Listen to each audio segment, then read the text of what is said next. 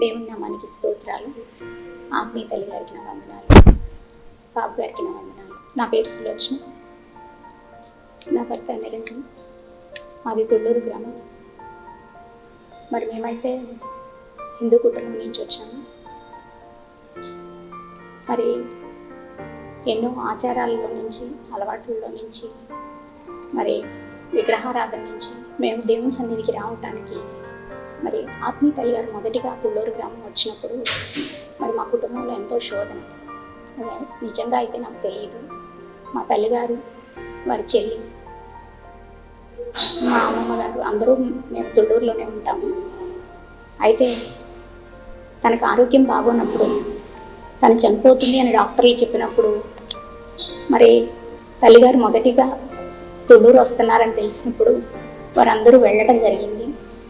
మరి అక్కడికి వెళ్ళినప్పుడు అమ్మ, మరి ఎందరూ దేవుణ్ణి అంగీకరిస్తున్నారు, వారందరికీ దేవుడు ఈ క్షణమే స్వస్థతనిస్తున్నారు, వారిని దేవుడు ఆశీర్వదిస్తున్నారు, ఆయన లెక్కలో ఎంతమంది ఉన్నారమ్మా అని అడిగినప్పుడు మరి వారికి తెలిసి నుంచున్నారు, తెలియక నుంచున్నారు, నాకైతే తెలియదు. కానీ మరి మా అమ్మ, వాళ్ళ చెల్లెలు, వాళ్ళ అమ్మగారు ముగ్గురు నుంచొని దేవుణ్ణి మేము అంగీకరిస్తున్నామమ్మా అని చెప్పారు. దేవుడి ప్రణాళిక అక్కడ మొదలైంది. మరి వారందరూ ఒకేసారి బాప్తీసం తీసుకోవడం జరిగింది. మరి తీసుకున్న దగ్గర నుంచి వారు దేవుని సన్నిధిలో ప్రార్థన చేస్తూ, మరి మా కుటుంబంలో అయితే మరి మా తమ్ముళ్ళు దీన్ని యాక్సెప్ట్ చేయలేదు. వారు ఎంతగానో అమ్మని అన్ని రకాలుగాను ఇబ్బంది పెడుతున్నప్పుడు, నువ్వుంటే నాకెంతో అడుగుతామ్మా, నువ్వు దేవుని సన్నిధికి రావాలి అని చెప్పి ఎప్పుడూ అడుగుతూ ఉండేవాడు. నువ్వు వెళ్తున్నావు కదమ్మా, నేను అప్పుడప్పుడు వస్తూనే ఉన్నాను, మీరు వెళ్తున్నారు, నేను క్రిస్మస్కి వస్తున్నాను, గుడ్ ఫ్రైడేకి వస్తున్నాను, అమ్మగారు వచ్చినప్పుడు వస్తున్నాను కదా ఎప్పుడన్నా అని చెప్పి అలా ఏదో పండగ సందర్భాన్ని బట్టి వచ్చి వెళ్తూ ఉండేదాన్ని. మరి నా భర్తకి స్కిన్ ఎలర్జీ వచ్చినప్పుడు ఆయన క్రమముగా కొన్ని రోజులు దేవుని సన్నిధికి వచ్చారు. మరి ఎంతో ఆదరణ పొందారు. అయినప్పటికీ మరి విగ్రహారాధన బట్టి మేము మా అత్తగారి ఇంటి దగ్గర ఉండిపోయి అక్కడ మరి ఆయన ఏమీ తెలియని స్థితిలో అలాగే ఉండిపోయారు. అలాంటి సమయంలో మా చిన్నత్తగారి అబ్బాయికి కరెంట్ షాక్ కొట్టి ఆ అబ్బాయి అన్కాన్షియస్లోకి వెళ్ళిపోయి ఒళ్ళంతా చాలా పొక్కులు, చాలా కాలిపోయి విపరీతంగా అట్లా ఉన్నప్పుడు డాక్టర్ల దగ్గరికి వెళ్తే వాళ్ళు ఈ అబ్బాయికి ఏవి అవయవాలు పనిచేయట్లేదమ్మా, కిడ్నీలు 2 ఫెయిల్ అయిపోయినాయి, డయాలసిస్ చేయాలి అని అన్నారు. అలా మేము ఒక రోజంతా ఈ హాస్పిటల్ తిరుగుతూనే ఉన్నాము. తిరుగుతూనే ఉన్నప్పుడు మేమేమీ చేయలేమని అన్నారు. అక్కడి నుంచి విజయవాడ తీసుకొచ్చారు. తెల్లారి ఏదైతే అదైందని హాస్పిటల్లో జాయిన్ చేసేసారు. అంత సంతకాలు పెట్టేశాము. సరే మరి జాయిన్ చేసుకున్నారు, మేము చూస్తాము, మేమేమీ నమ్మకం చెప్పము, మీరంతా చేజారిపోయిన స్థితిలో తీసుకొచ్చారు అని చెప్పారు. అది క్రిస్మస్ ఆరాధన టైము. అయితే నేను తొళ్ళూరు నుంచి అక్కడితో ఆరాధనకు వచ్చాను. ఆరాధనకు వచ్చినప్పుడు మరి మా అమ్మగారి చెల్లి 3 నెలల్లో చనిపోయిద్దన్నారు ప్రభా. చాలా సంవత్సరాలు తను చాలా ఆరోగ్యంగా ఉంది, మరి అన్ని బాధ్యతలు పూర్తి చేసుకుంది. మరి చిన్న బిడ్డలు ప్రభా, మరి ఆ బిడ్డ జీవితం ఏంటి? వారైతే నమ్మరు. మీరు చేసిన కార్యం నేను చూశాను కాబట్టి నేను నమ్ముతున్నాను ప్రభా. మరి ఆ బిడ్డను మీ చేతులకు అప్పగించుకోమని అమ్మగారు చెప్తున్నారు. మీరు ఏదైనా కోరుకోండి అన్నారు. నేను ఇదే కోరుకున్నాను ప్రభా అని చెప్పి దేవుని సన్నిధిలో అడిగాను. అమ్మగారికి చెప్పి ప్రార్థన చేయించుకున్నప్పుడు అమ్మగారు ఒకటే చెప్పారు, అమ్మా నువ్వు నమ్మావా? నమ్ముతున్నానమ్మా, దేవుడు కార్యం చేస్తారమ్మా, ఆ బిడ్డకి ఏం కాదు అని చెప్పాను. అదే ఇది వాళ్ళు నమ్మినా నమ్మకపోయినా నేనైతే ఈ బిడ్డగా ఉంటాను అని దేవుని సన్నిధిలో నిబంధన చేసుకున్నాను. నిబంధన చేసుకొని నేను వెళ్ళిపోయాను.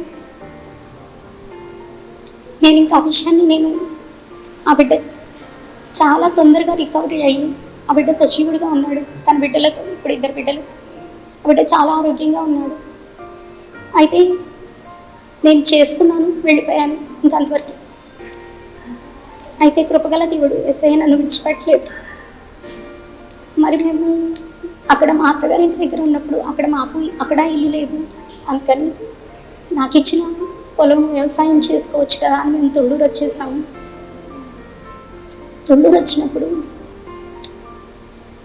మరి అమ్మ వాళ్ళందరూ వచ్చినప్పుడల్లా వచ్చి ప్రార్థన చేస్తూ ఉండేవాళ్ళు. అమ్మా మీరు దేవుని సన్నిధికి రండి అమ్మా, మీరు రావాలి అని చెప్తా ఉంటే మేము అది సరేనమ్మా వస్తున్నాం కదా అని చెప్తున్నానే కానీ నేనైతే రాలేదు. మరి మేము అక్కడ గృహం కొనుక్కోవటం, దాన్ని కట్టుకోవటం, ఆ గృహంలో ప్రవేశించడం జరిగిపోయింది. మరి ఎన్నో పరిస్థితులు ఆర్థికంగా మేము చాలా ఇబ్బంది పడుతూ, చాలా మంచివారు, ఏ అలవాట్లు లేవు, అయినా చాలా ఇబ్బంది పడేవాళ్ళం. నమ్ముతూ స్నేహితులు నమ్ముతూ మోసపోతూ ఉండేవారు. అలాంటి పరిస్థితులు మేము చనిపోవాలి అనుకుంటూ ఉండేదాన్ని నేనైతే. అయితే అక్కడ తొళ్ళూరులో మందిరం కడుతూ మా ఇంట్లో ప్రార్థన పెట్టుకున్నారు. దేవుని కృపను నస్సు విడిచిపెట్టలేదు. ఇంట్లో ప్రార్థన జరుగుతూ ఉండేది. నాకు అసలు ఏమీ తెలియకుండా నాకు అసలు ఉదయం లేచి అలవాట్లేదు, అయినా అక్కడ ప్రార్థన జరుగుతూ ఉండేది. పనివారు ఉండేవారు, వాళ్ళకి వంట చేస్తూ ఉండేదాన్ని, పని మా ఇంట్లోనే జరుగుతూ ఉండేది. అయినా ఉదయం లేచి ప్రార్థన చేస్తూ ఉండేదాన్ని. అంతవరకే. బాప్తిసం అమ్మా అని అంటే లేదమ్మా అది ఇప్పుడే కాదు, ఇంకా టైం ఉంది అంటూ ఉండేదాన్ని. అయితే దేవుని కృప నన్ను విడిచిపెట్టలేదు. అమ్మా మరి మందిరం అయిపోతుంది, మరి మీరు ఇంకా బాప్తిసం తీసుకోలేదేంటి అంటే లేదమ్మా నేను ఇప్పుడే తీసుకోను అని చెప్తా ఉండేదాన్ని. అయితే ఒక దర్శనం వచ్చింది, నీవు బట్టలు సర్దుకొని రా అని చెప్పి. ఆ దర్శనం మరి తల్లిగారు కబుర్చి పెట్టడం, రెండమ్మ అని నేను వద్దనేదాన్ని. నా భర్త బాప్తిసం పొందాలని ఆసక్తిగా ఉన్నారు. మరి ఇద్దరము బయలుదేరి వచ్చాము. అమ్మగారు నన్ను ఆగిపోలేమ్మా, నువ్వు సరిగా రావటం లేదు కదా అంటారు కదా అని ఆశగా వచ్చాను. అయితే దేవుడి కృప మీతో ఉందమ్మా అని చెప్పి అమ్మగారు ప్రార్థన చేసి దేవుళ్ళో చక్కగా నిలవబడండి అమ్మా అని బాప్తిసంతో ప్రార్థన చేసి పంపించారు. ఇవన్నీ జరగడానికి 2 సంవత్సరాల ముందు నుంచే నాకు బాగా కడుపులో నొప్పి వస్తూ ఉండేది. మరి అందరికీ పెద్ద ఆపరేషన్లు జరుగుతున్నాయి, నాకు కూడా పెద్ద ఆపరేషన్ అంటారు. ఇప్పుడే ఇన్ని ఇబ్బందులతో ఉన్నాము ఆర్థికంగా, మరి నేను పని చేయకుండా ఉండాలి, మరి ఖర్చులు చాలా అవుతాయి అని చెప్పి నేను ఏమాత్రము డాక్టర్కి చూపించుకోవడానికి ఇష్టపడలేదు. అయితే అలా 1 సంవత్సరం గడిచిపోయింది. మరి తొళ్ళూరులో సంఘంలో దేవుని ఇచ్చిన పెద్దగా ఉన్న దైవతము మా నువ్వు చూయించుకోవే, దేవునికి అవమానం అట్లా ఉండి ఏదన్నా జరిగితే అని ఎప్పుడూ చెప్తా ఉండేవాళ్ళు. నాకేమీ లేదమ్మా అని చెప్తూ అంటే తనకు దేవుడు చూపించారు దర్శనం. అమ్మా ఆ గర్భసంచి అంతా వ్యాధి ఉంది అని అలా ఇట్లా పెట్టి చూపిస్తూ చెప్పారు. సరే అలాగే ఉంటుందిలేమ్మా, ఏమీ కాదు అని చెప్పి నేను అయినా నిర్లక్ష్య పెట్టాను. అయితే ఉపవాస ప్రార్థనలు జరుగుతున్న టైంలోనే మరి అక్కడున్న సహోదరి శైలజకి అమ్మ అది క్యాన్సర్ అని తనకు స్వరం వినిపించారు. తను చెప్పినప్పుడు అది దేవుని స్వరం అర్థమవుతుంది నాకు. ఇంకా దేవునికి అవమానకరంగా నేను ఉండటం మంచిది కాదు అని చెప్పి అప్పుడు హాస్పిటల్కి వెళ్ళినప్పుడు అన్ని టెస్టులు చేసి ఏమీ లేదమ్మా, రిపోర్ట్స్ రావడానికి టైం పడుతుంది, మళ్ళీ రండి అన్నారు. ఇప్పుడు నాతో దయాతమ్మ గారు వచ్చారు, జ్యోతి వచ్చింది, మేము ముగ్గురము వెళ్ళి చూపించుకొని వచ్చేసాము. ఆ తర్వాత రిపోర్ట్స్ కోసం వెళ్ళినప్పుడు నేను ఒక్కదాన్నే వెళ్ళాను. అమ్మ ఇప్పటివరకు వచ్చిన రిపోర్ట్స్లో ఏమీ లేదు, మరి ముక్క తీస్తాము అని అన్నారు. అదేంటో తెలియదు, అయినా ఉండిపోయాను. చేశారు. చాలా ఇబ్బందికరంగా ఫీల్ అయ్యాను. ఆ టైంలో కొంచెం కళ్ళు తిరుగుతూ అలా కూడా ఉండిపోయాను. అయినా కానీ దేవుని స్తుతిస్తూ వచ్చినప్పుడు ఆ తర్వాత రిపోర్ట్స్ కోసం వెళ్ళినప్పుడు చెప్పారు, ఇది క్యాన్సర్ అమ్మా, ఇక్కడ క్యాన్సర్ డాక్టర్ లేరు, మీరు మణిపాల్కి వెళ్ళండి అని. అక్కడికి వెళ్ళాను. అక్కడ డాక్టర్ చెక్ చేసి, అమ్మా ఇది క్యాన్సర్ ఏమి, ఆపరేషన్ చేస్తాను, చేసినా కూడా నీకు ట్రీట్మెంట్ అవసరం అవుతాయి అని చెప్పారు. చెప్పినప్పుడు నేను ఈ విషయాన్ని ఎవరికీ చెప్పలేదు. ఆ రిపోర్ట్స్ చెప్పగానే ఆయన తల్లిగారి దగ్గరికి వచ్చాను. అమ్మ ఇలా చెప్తున్నారు, మరి నేనైతే ప్రార్థించడానికి కూడా మరి ఏం అడగాలో కూడా నాకు తెలియని స్థితిలో ఉన్నాను. నా కోసం ప్రార్థన చేయండి అమ్మా, దేవుని చిత్తం ఏమిటో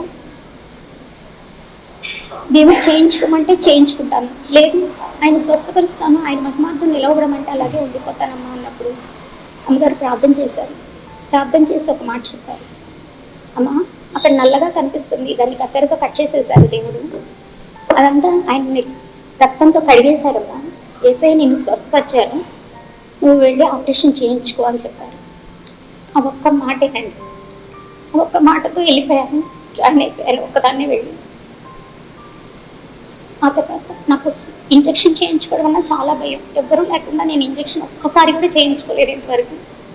అలాంటిది ఆపరేషన్ కూడా జాయిన్ అయ్యి చేయించేసుకున్నాను.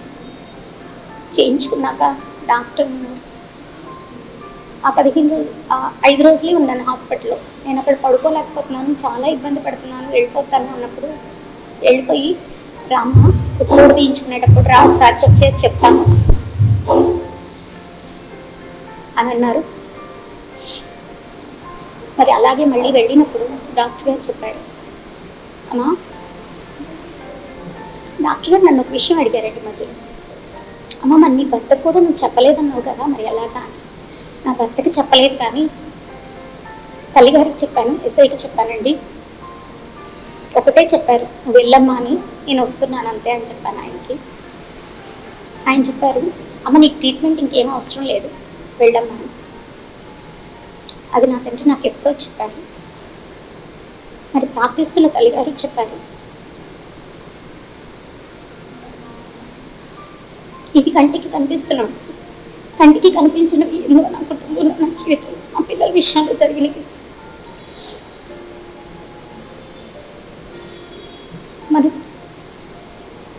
మరి కుటుంబాల్లో బట్టి మనం మన కుటుంబాన్ని చూసుకోవడానికి ఎంతో, ఒకరికి బాధ కలిగితే ఎంతో వేదన చెందుతాం. మరి ప్రతి ఒక్కరు వచ్చి అమ్మ మా బాధ ఇది అని చెప్పినప్పుడు నేను ఎప్పుడు ఒకటే అనుకుంటాను, నాకు తెలుస్తుంది బాధ కలుగుతుంది, ఈ బాధ గురించి ఇంకొకరికి చెప్పినాక నేను ఇంకా ఆ విషయం గురించి ఎప్పుడు ఆలోచించలేదు, ఆ విషయాన్ని మర్చిపోతాను నేను ఇంకా. ఎందుకంటే నా తల్లిగారు ప్రార్థిస్తున్నారు, నాకు ఇంకేమీ లేదు, ఏ విషయమైనా నేను నిబ్బరంగా ఉండొచ్చు అని అంటే ప్రార్థిస్తున్నాను, కానీ ఆ భారం నాలో లేదన్నమాట. ఇప్పుడు నేను ఉన్న పరిస్థితుల్లో నాకు అర్థమవుతుంది. మరి నా తమ్ముడు కుటుంబం అన్నిగా ఉన్నారు, ఆ బిడ్డకి బ్లడ్ క్యాన్సర్, ఆ బిడ్డ గురించి వేదన చెందుతున్నప్పుడు తెలుస్తుంది. ప్రతి విషయాన్ని తీసుకొచ్చి తల్లిగా దగ్గర చెప్పేస్తున్నాం. ఆ భారాన్ని ఏమాత్రము ఊహించుకుంటా దాని గురించి మర్చిపోతున్నాం కదా. మరి ఒక్కొక్క కుటుంబంలో ఒకళ్ళ గురించి ఇంత వేదన కలుగుతుంటే మరి ఇన్ని కుటుంబాలని ఎవరికి ఏ బాధ కలిగిందని చెప్పినా కానీ మరి తల్లిగారు ఆ క్షణమే అర్ధరాత్రి ఏ టైం అయినా కానీ మరి ప్రార్థిస్తూ అది కార్యం చూసేంత వరకు ప్రార్థిస్తూ మరి వారు ఆ జయము చూసేంత వరకు మరి తల్లిగారు ఎంతగానో ప్రార్థిస్తూ ఉంటారు. అలాగే యవన సేవకులు కూడా మరి ఎంతో ప్రార్థనా భారంతో వారు మా అందరి కుటుంబాల కొరకు ప్రార్థిస్తూ ఎంతో జయం పొంది ఉన్నాము. ప్రతి కుటుంబంలో ఎంతో మేలు పొందుకొని ఉన్నాం మేము. మరి నా సహోదరుడు కుటుంబంలో కూడా వారు తెలియని స్థితిలో ఉన్నప్పుడు కూడా ఆ బిడ్డని దేవుని చేతులకు అప్పగించుకొని మేము ప్రార్థిస్తున్నప్పుడు ఆ బిడ్డకి 5 కీమోలు అని చెప్పారండి. ఆ విషయం నాకు తెలియదు. నా సహోదరుడు చెప్తున్నాడు. మరి ఇప్పుడైతే మరి 4 కీమోలేనని చెప్తున్నారంట. మరి ఇంకా దేవుని కార్యం కొరకు మేము కనిపెట్టుకొని ఉన్నాము. దేవుడు ఆ బిడ్డ పట్ల కూడా గొప్ప కార్యం చేస్తారు. ఆ బిడ్డ ధైర్యం కలిగి జయం పొంది దేవుని సన్నిధిలో సాక్ష్యం చెప్పాలని, ఆ కుటుంబం అంతా దేవుని సన్నిధిలో నిలవబడాలని, నేను నా కుటుంబం దేవుని సేవలో వాడబడాలని నేను బలంగా కోరుకుంటున్నాను. అటు కృప దేవాది దేవుడు మాకు దయచేయను కాదు. ఈ చిన్న సాక్ష్యం దేవుడు దీవించును కాదు. ఆమేన్.